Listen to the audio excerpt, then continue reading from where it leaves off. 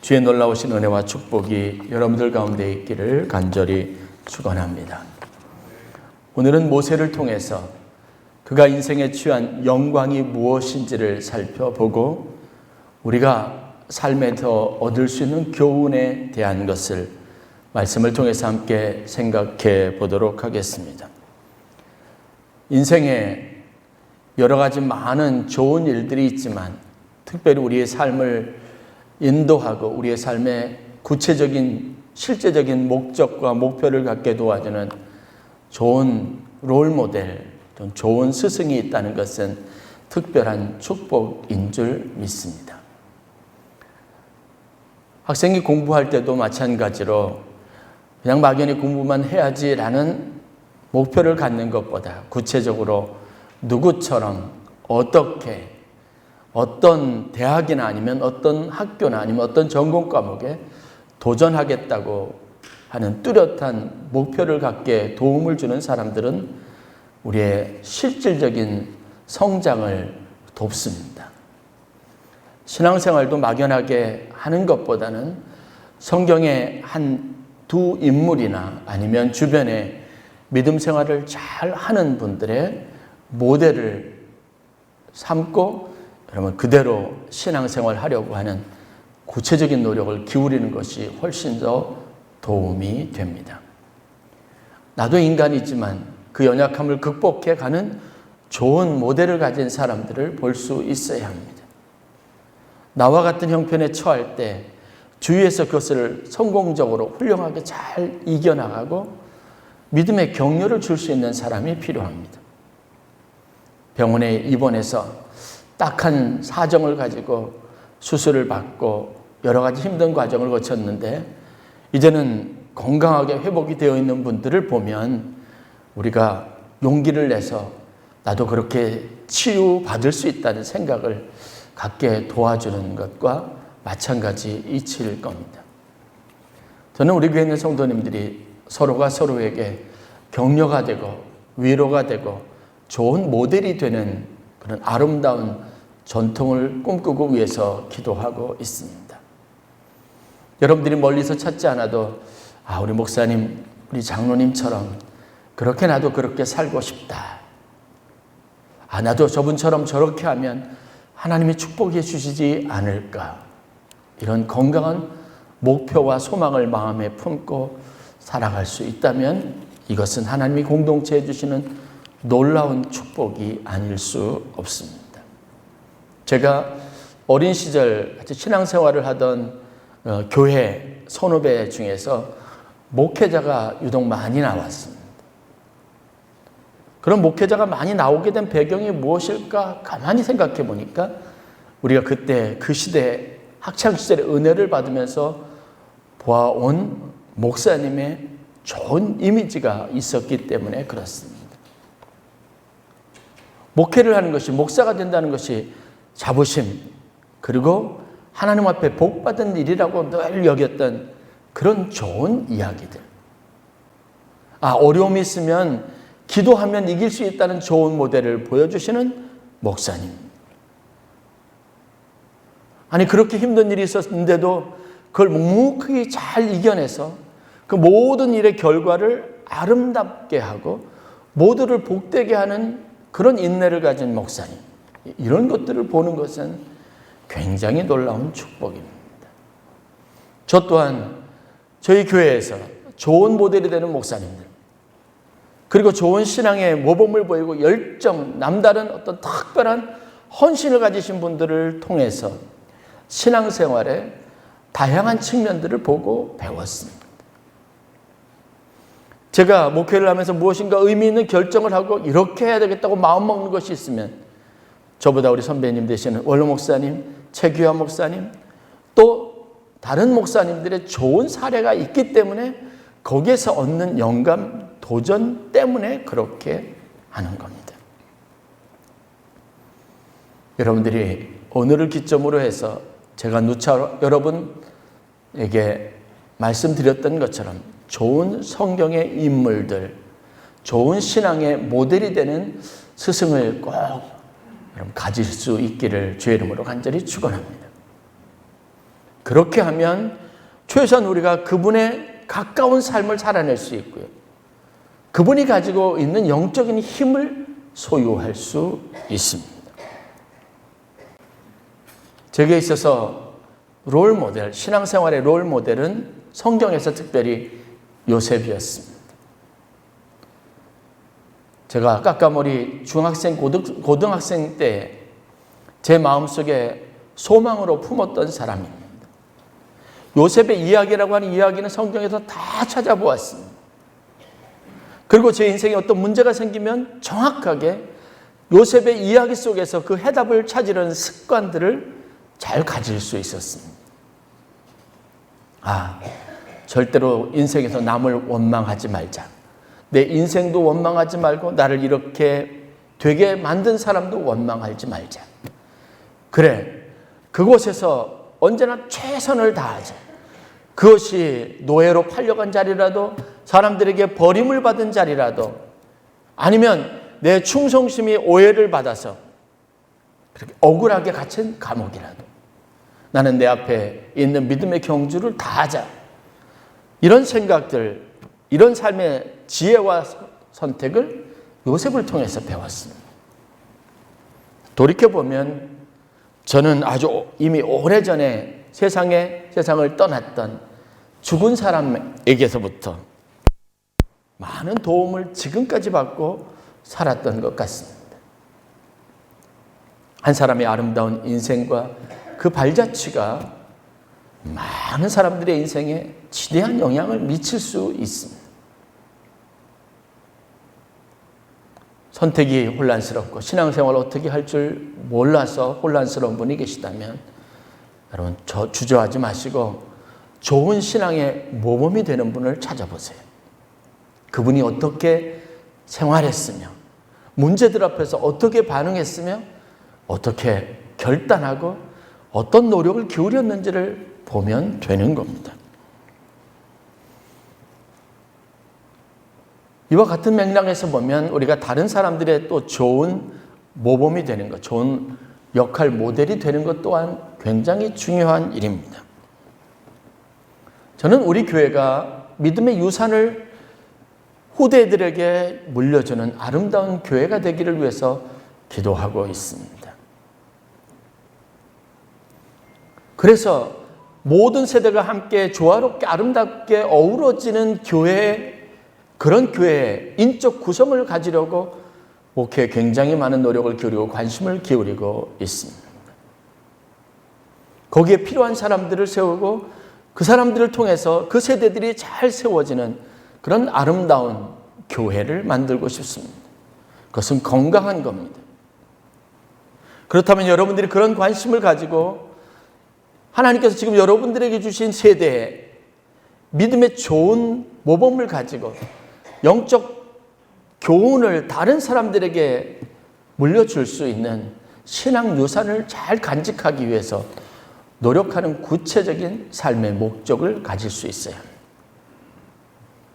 여러분들에게서 보고 배운 또 다른 장로님이 나와야 되고, 여러분들에게서 교훈을 얻고 여러분들에게서 신앙의 격려를 받은 그런 권사님들, 집사님들, 평신도들이 많이 나와야 합니다.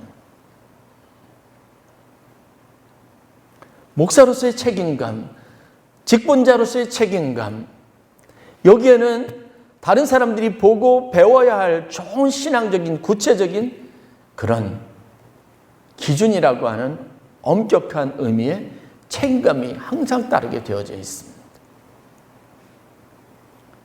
나도 나이가 먹어서 우리 장로님처럼 90이 넘어서도 건강하게 예배에 빠지지 않고 신앙생활 열심히 해야지, 이런 마음들을 세대들이 보게 해야 합니다. 아이들의 신앙은 어디에서 만들어진 줄 아십니까?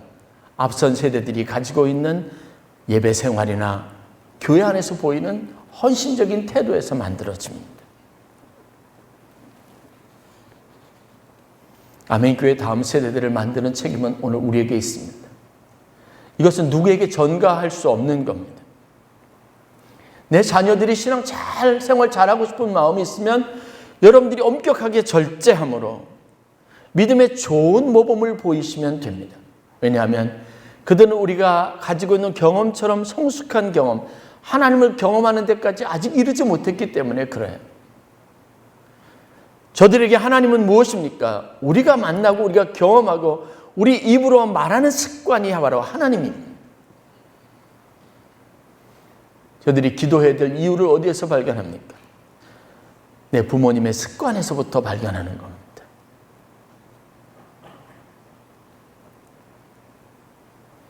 아이들을 열심히 교회에 데리고 나오고 예배에 출석하게 하고 식사 시간이 되면 꼭 같이 기도하게 하고, 그래서 나 개인의 신앙을 초월해서 가정을 만들고 하나님의 믿음의 공동체를 만드는 데 있어서 아주 의미 있는 일들입니다. 다른 사람이 그것을 내 가족들에게, 우리 다음 세대에게 가져다 줄 것이라고 생각하지 마십시오. 내일 바로 우리의 사명입니다. 제가 이런 거창한 이야기를 서두를 길게 하는 이유는 뭐냐면 바로 우리가 오늘 의미 있게 살펴볼 모세의 인생이 이와 같았기 때문에 그렇습니다. 제목처럼 모세가 과연 그의 인생 평생 120년을 살면서 취한 진짜 영광은 무엇입니까? 그의 이름이 사람들에게 기억되고 칭송을 받는 가장 중요한 점은 무엇입니까?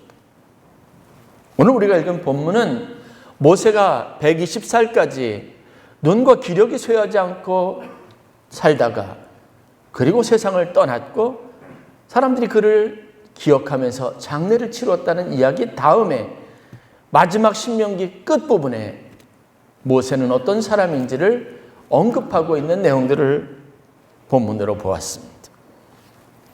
성경은 모세가 눈의 아들 여호수아에게 안수하였으므로 그에게 지혜의 영이 충만하니 이스라엘 자손이 여호와께서 모세에게 명령하신 대로 여호수아의 말을 순종하였더라라고 하는 단적인 표현을 사용했습니다. 설교를 준비하면서 이 의미를 다시 되새겨보고 다시 되새겨보았습니다. 그런데 여러분, 우리가 일반적으로 이 평가를 받는 것은 정말 쉽지 않은 일이라는 사실을 닿을 수 있습니다. 여러분도 한 사람의 인생이요, 다른 누군가 인생에 지대한 영향력을 미치고 그가 한 이야기들이 후대의 많은 사람들이 마음에 새기고 그대로 순종하면서 따라갈 수 있을 만큼 권위 있는 이야기였다는 것은요, 축복인 줄 믿으시길 바랍니다. 사람들이 내 말을 고지것대로 듣지 않고 내가 말하는 것을 그냥 스쳐 지나가듯이 늘 여기는 것에 대한 속상함이 여러분 있지 않습니까? 그런데 모세는요, 자기 인생의 마지막 순간에 직접 가나안 땅에 들어가는 영광을 취하지는 않았어도 그가 여기까지 그 험악한 세월들을 다 이겨내면서 여기까지 바로 느보산 꼭대기까지 가나안 땅을 마주보는 그 높은 산에까지 이르러서 그가 온 자신의 삶의 모든 역량을 다해서 마지막에 한 일이 뭐냐면 눈의 아들 여호수아에게 안수하여 그를 지도자로 세운 겁니다.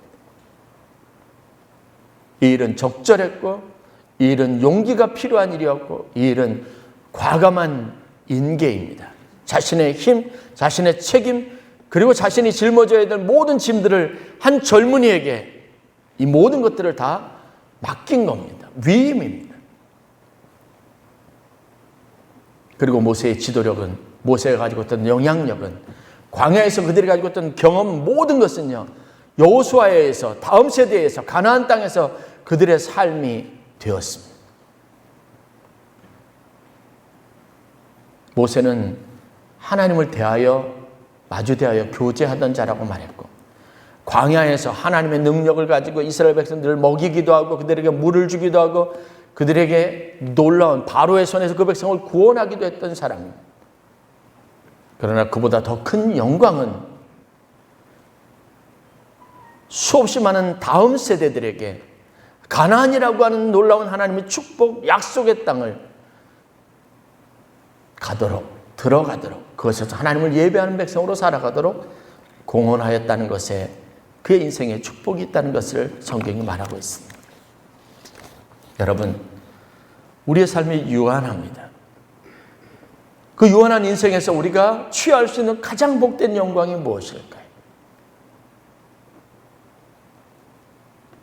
다음 세대를 세우고 다른 사람들의 삶에 좋은 영향력을 끼치는 겁니다. 제가 단적인 표현으로 요셉은 이미 죽은 사람이로되 오늘날까지 제 삶에 지대한 영향을 끼치는 위대한 사람이 되었다고 고백하는 것처럼 여러분들이 세상에 존재하진 않지만 성경의 방식대로 여러분의 삶이, 여러분들의 따뜻한 배려와 손길과 가르침이 두고두고 많은 세대들의, 많은 사람들의 삶에 지대한 영향을 미칠 수 있다는 사실들을 알아야 합니다. 엘리야는 평생 고독하고 외로운 영적 싸움을 한 것 때문에 참 힘든 선지자의 길을 가야만 했습니다. 그의 마음을 괴롭히고 있는 한 가지 생각은 무엇이냐면 이 어렵고 힘든 세대에 우상이 판치고 이방 여인이 왕비로 세워져서 나라가 하나님을 잃어버리는 그 절박한 상황에서 오직 나만 홀로 하나님의 말씀과 하나님의 율법의 기치를 들고 영적인 싸움을 하는 것에 대한 고독감이 있었습니다. 지쳐 있었습니다. 그러나 여러분, 성경에서 보는 하나님의 역사는 그렇지 않았습니다. 그런 엘리의 고독한 싸움, 그런 영적인 힘, 어떤 상황 속에도 굴하지 않는 그의 하나님을 중심으로 살아가는 신앙의 좋은 모범을 누군가 지켜보고 있었습니다. 그리고 그에 관련된 이야기를 듣는 사람들이 있었고 그 안에 소망을 키우고 나도 그런 선지자, 그런 예언자, 하나님의 사람이 되어야 되겠다고 하는 거룩한 비전을 품고 자라나는 세대들이 있었습니다. 그 사람 가운데 하나가 바로 성경에서 우리가 만나는 위대한 선지자 엘리사입니다. 엘리사가 엘리야에게 픽업되고 난 다음에 물론 그를 농사꾼의 아들로서 농사를 짓다가 그를 엘리야를 쫓아가 따라 나서 선지자의 제자가 된 것도 같은 이유에서일 겁니다. 엘리사의 마음에 품었던 마지막 스승을 향한 소원이 무엇인지 아십니까? 스승이여, 당신의 갑절의 영감을 내게도 주옵소서. 엘리사는 엘리야가 어떤 영적 능력을 가지고 있는지를 알았던 거죠. 내 인생에, 앞으로 내 삶에, 내 사역에 가장 필요한 것이 무엇인지 가장 정확하게 알았고 그 정확한 필요를 엘리야에게 구한 사람이 바로 엘리사입니다. 여러분, 기도하는데 낙심하지 마십시오. 그것을 여러분들 주위에 있는 사람 누군가 보았고 여러분들 자녀가 보았다면 그 자녀들도 가장 절박한 순간에 아버지 어머니의 무릎을 기억할 것이고 기도할 겁니다. 지금은 이해할 수 없지만 우리 부모님이 가졌던 하나님의 나라 교회를 향한 헌신된 마음을, 그 소중한 것을 그렇게 살았던 이유를 자녀들이 깨닫게 될 겁니다. 어려운 시기를 지나면서도 저희 교회가 선교하는 교회, 지역사회에 선한 영향력을 끼치는 교회, 세상의 중심이 되겠다고 하는 이 겁없는 꿈과 비전을 계속 가지고 그것을 성취하는 일에 조금 더 위축되지 않았었던 이유를 여러분 다시 한번 생각해야 합니다. 이 비전은 오늘 우리뿐만 아니라 우리 다음에 이 공간을 채우고 이 성전에 모여서 예배할 수 있는 또 다른 세대들이 지속적으로 가져야 될 변함없는 꿈이고 비전이 되어야 한다는 생각들을 우리가 가져야 합니다. 그래서 우리는 그 일에 타협 없이, 위축됨 없이 최대한 하나님 우리에게 주시는 축복을 이야기하고 그 능력으로 우리가 할 수 있는 일이 무엇인지 그들에게 증거하고 보여주는 증인들이 되어야 될 줄로 믿습니다. 그 가치를 세상에 알게 하는 일이, 그것을 위해서 우리가 세워져야 합니다. 지금은 세계적으로 유명한 대학교, 한 야당의 대표, 젊은 대표가 이 학교 출신이라 그래서 화제가 되었던 그 학교 출신들의 동문들의 이름이 여기저기 나오는 그런 신기한 현상들을 저희들이 요즘 보고 있습니다. 하버드 대학이라고 하는 이 세계적으로 유명한 대학교, 항상 연구 분야나 아니면 여러 가지 업적에 있어서 탑 랭커로 자리를 잡게 되는 이 학교, 여러분 어떻게 시작이 되었는지 아십니까? 미국 보스턴에 세워진 이 학교의 시작은 목회자들을 양성하기 위한 신학교에서부터 시작이 됐습니다. 1636년 영국에서 이민자로 미국으로 이민 와서 그곳에 자리를 잡고 그곳에서 살아가던 한 젊은이, 하버드가 자신이 가지고 있는 전 재산 700파운드와 300권을 기증을 해서 세운 학교입니다. 학문을 발전시켜서 이 학문이 가지고 있는 힘을 자자손손 모든 세대에게 전하는 일을 하자. 그리고 그에게 있어서 결정적인 목표와 동기가 되었던 것이 있다면 그것은 뭐냐면 우리 이 미주 땅에 있는 북미 아메리카에 있는 교회들이 학문을 배우지 못한 목회자에게 맡겨지는 일이 없도록 해야 되겠다는 겁니다. 교회는 세상의 중심이었습니다. 교회는 그 당시 그들이 이루고 있는 세계의 핵심이었고 모든 가치를 창출해내는 곳이었고 모든 사람들의 삶을 만들어내는 곳이었습니다. 그곳에서 목회자들이 얼마나 중요한 역할을 수행할 수 있는지를 알았기 때문에 그 목회자들을, 좋은 실력 있는 목회자들을 키워내자, 이 마음에서 자기가 가지고 있는 전 재산을 털어서 세운 학교가 바로 하버드 대학입니다. 그의 꿈과 이상은 오늘날까지 지속되고 있습니다. 세계의 지적인 것에서 좋은 지도자들 배출하는 일에 있어서 항상 학교가 가지고 있는 자부심들이 있었습니다. 역사적으로 보면 하버드는 그 학교를 세운 지 고작 1년도 채 못 되어서 세상을 떠났습니다. 그러나 그가 가지고 있는 정신, 그가 가지고 있던 이상, 그가 보였던 헌신, 그가 가지고 있었던 나라와 미래와 민족을 향한 거룩한 이상은 오늘도 수없이 많은 세대의 많은 사람들의 삶에 지대한 영향을 끼치고 있습니다. 여러분, 우리가 가지고 있는 개인적인 신앙과 하나님이 내게 주신 믿음으로 만들어갈 이 세상에 대한 거룩한 꿈은 결코 작은 것이 아님을 여러분들이 마음에 깊이 새기실 수 있기를 주의 이름으로 간절히 축원합니다. 여러분이 하나님을 늘 대면하던 자고 하나님이 인생에 주신 축복을 경험하였던 분들이라면 이제 여러분들이 하나님 앞에 가져야 될 거룩한 비전, 여러분들이 하나님 앞에 구해야 될 영광은 무엇입니까? 하나님, 내가 사는 이 세대에서 나의 삶을 통해서 내가 바라고 내가 원하는 거룩한 하나님의 나라가 세워지기를, 그리고 그 꿈들이, 그런 거룩한 비전들이 많은 사람들의 삶이 될 수 있기를 위해서 기도하시기를 바랍니다. 모세처럼 험난한 삶을 살았던 사람도 없습니다. 그는 고단한 인생을 살았습니다. 가장 안락하고 편안하고 가장 스트레스 없이 인생의 마지막 순간들을 맞아야 될 시기, 그의 나이 80살에 가장 버겁고 힘든 사명을 부여받았습니다. 하나님, 나는 그 일을 할 수 없습니다. 나는 그 일에 적합한 사람이 아닙니다. 나는 말에 능한 사람이 아닙니다. 이 사람들을 설득하고 이 사람들을 이끌 수 있는 지도자감이 아닙니다. 그렇지만 하나님은 그의 인생을 사용하셨습니다. 그는 직접 가지 못했던 그 땅에 수십만의 후배들이, 백성들이, 다음 세대를 이어가는 사람들이 그 땅에 사는 백성들이 되게 하는 위대한 일들을 감당했습니다.